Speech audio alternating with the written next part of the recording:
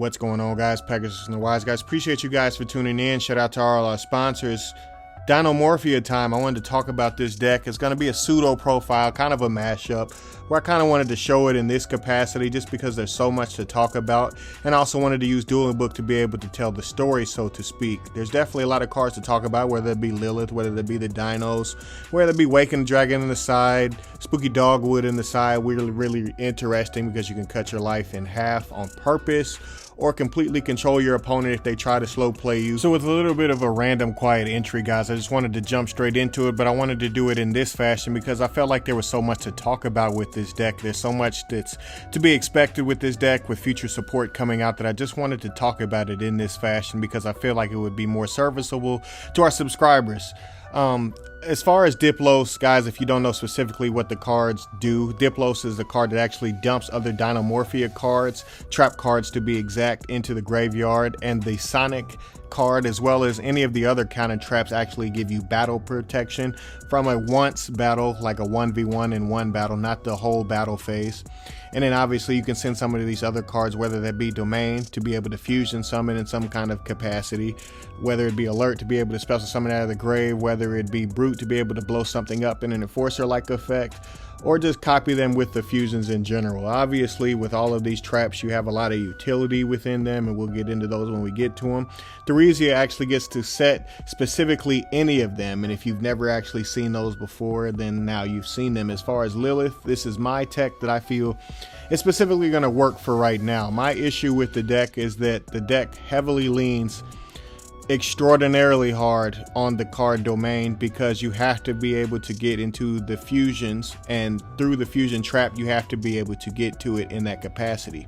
Therefore, with a lot of these other cards, whether that be the cards that are coming out, as far as Frenzy, as far as some of the cards that already exist, as far as the Dino Engine, I feel that the Dino Engine kind of falls short, and it begins to be a little bit too much. What I mean by too much is you start to commit so much to it, and it just becomes weaker Dino. I feel that if you're going to play Dino, just play Dino the way it's intended, whether it's being aggressive, whether it's setting up boards with Lost World going first. You know, who knows what the plan is for you.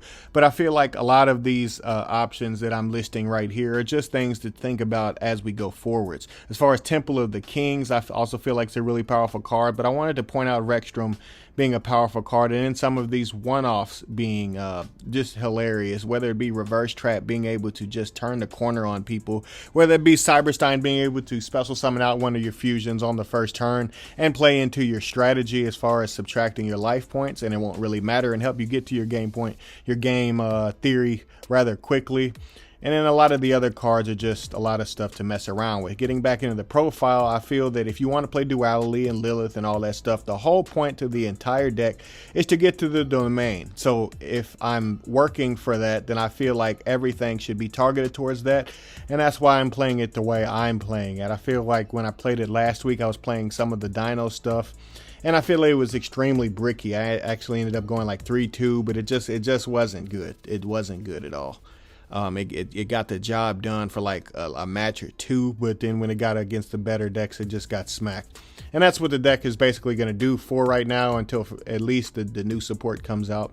And obviously with a lot of these other cards, you have floating style effects, so cards like Torrential Tribute mix right into the deck, and all of the other main deck monsters also float. So you have a lot of these cards like Ferret Flames and Trap Trick and Torrential Tribute to be able to tie everything together. Although I do feel it's a bit suspect to play Ferret Flames just because it's kind of dependent. You could maybe slip Artifact Sanctum in some kind of capacity into the main deck and just smack your opponent. Maybe take Skill Drain out and put the Artifact Engine in, slip in Enforcer in some kind of way, and then be able to pop Scythe, even if you draw it. Who knows? You know, maybe you want to main deck Lancia. There's a lot of stuff to mess around with. You can even mess around with the Adventure Engine, I guess. I wouldn't necessarily, but who knows? There's a lot to be desired, to say the least. Now, guys, I know that was a little bit of a mashup profile, but I just wanted to point out some of the stuff and the intricacies that you can expect with this deck as it gets more support in the coming months. And I'll see you next time, guys. We got tons of videos coming. Appreciate you guys for tuning in. Appreciate you guys supporting the clothing line. Appreciate you guys for all that you do. Make sure you tune in. Pegasus out. Arrivederci.